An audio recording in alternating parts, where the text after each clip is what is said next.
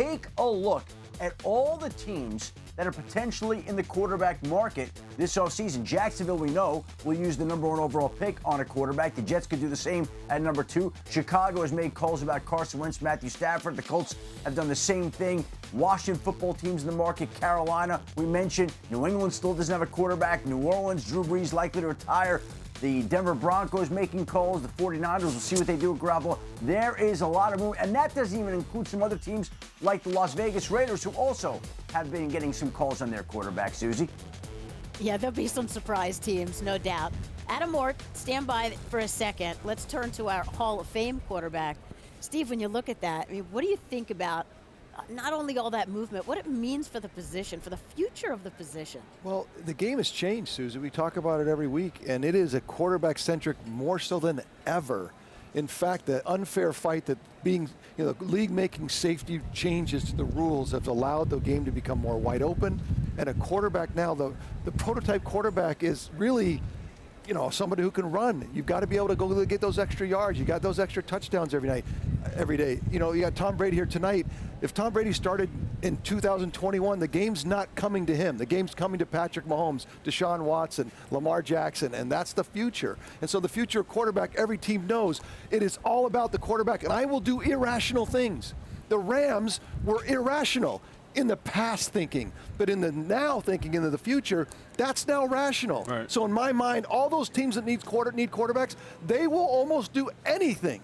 Irrational in the past, rational today, and that's why I think in the next few weeks it's going to be super exciting to watch these quarterbacks land, because the teams know, like Sean McVay knew at the Rams, if I get my quarterback, and he had Jared Goff. Yes. He had Jared Goff. It's like, that's not enough. I want somebody who can take me the distance, and I'll do anything in the NFL in 2021 to get it, and you saw it. To your point, I think the question that all these coaches are asking themselves right now is, do I have a guy that I can win with, or do I have a guy that we can win? He can be the reason that we win.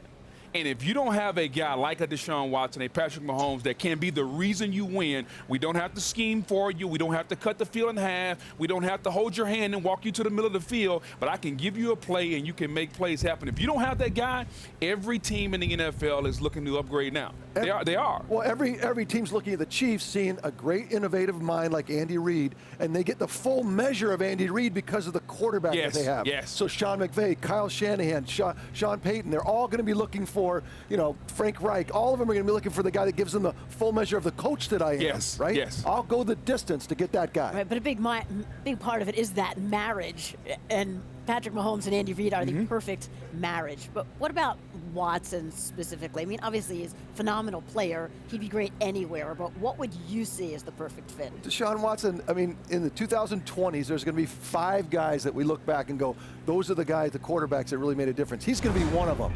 If the Houston Texans let him go, I'm telling you, they should be lopped off the NFL franchise list. They should have to go, reapply somewhere else.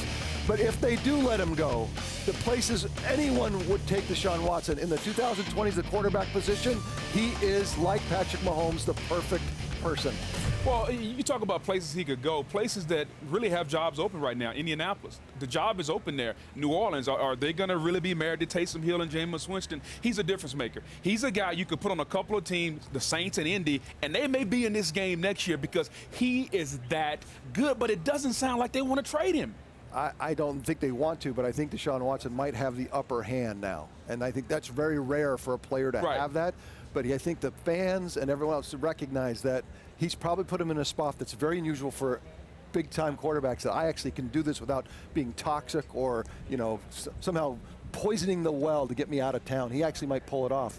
And in San Francisco is another place. They have got to answer the Matthew Stafford trade. Well, and San Francisco is a team that if you put Deshaun Watson on, with that running game with Kyle Shanahan, there are a few playmakers at the head coaching offensive coordinator position in our game. McVay, Sean Payton, guys that can take the quarterback and raise him to another level, even when he's already great, and that's one of them out in San Francisco. Put Watson on a lot of those teams. Yes. We named. And we'll see him next year, We'll see him next year. Thank you for watching ESPN on YouTube. For live streaming sports and premium content, subscribe to ESPN+.